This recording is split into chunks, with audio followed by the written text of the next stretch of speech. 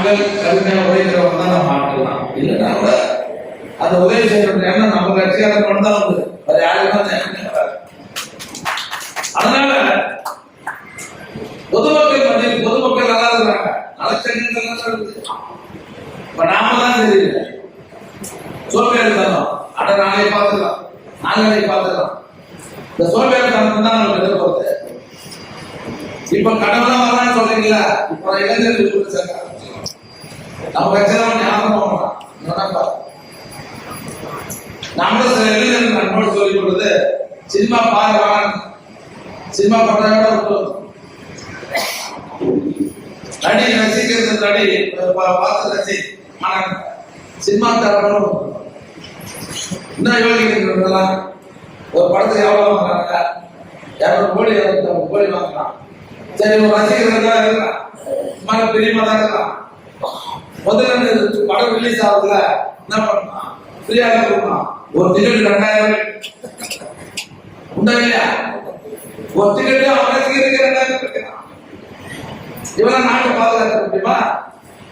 ஒரே ஒரு போன வருஷம் மட்டும்தான் இந்த 1வது 2வது அதிகமா மார்க் பண்ணவங்களுக்கு ஒரு படத்துல இருந்து பரிசு கொடுத்தோம். நாம தொடர்ந்து சேர்க்கிற அளவுக்கு சொல்லி நம்ம குற்றத்தூர்ல 5 வருஷமா தொடர்ந்து அந்த ஊர்ல 1000 மார்க், அதாவது 500 மார்க் மேல வாங்கணும், 400 மார்க் மேல வாங்கணும். பத்தாதுல தொடர்ந்து நாம நிஜமித்து இருக்கோம்.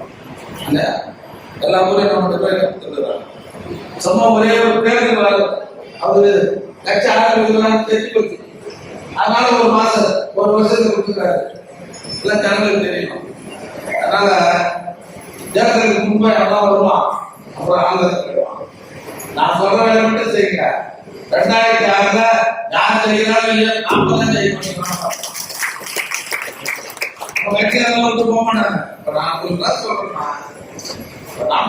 நம்ம கட்சி குடும்பம் நம்ம குடும்பங்கள்ல ஒரே கட்சி, ஒரே தலைவர், ஒரே கொடி, பாடுவா சாவா திமுக இல்லையா? இதை விட்டு நம்ம போயிட்டோமா?